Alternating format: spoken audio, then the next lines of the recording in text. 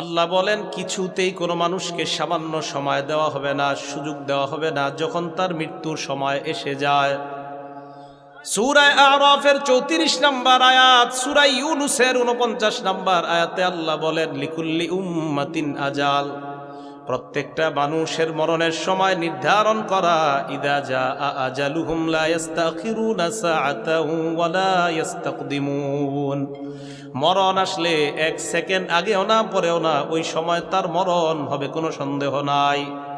আল্লাহ পাক রব্বুল আলামিন বলেন মানুষের মরণ যখন আসবে, ইদা জাআ আজালুহুম, মরণ আসলে লা ইস্তাখিরুনা সাআতাও ওয়া লা ইস্তাকদিমুন, এক সেকেন্ড আগেও না এক সেকেন্ড পরেও না, মরণ যখন আসবে ওই সময় তোমার মরণ হবে, কোনো সন্দেহ নাই। মরণ যাদের আসে, ভালো মানুষ মৃত্যুবরণ করার আগে তার 10-20 দিন আগে দেখবেন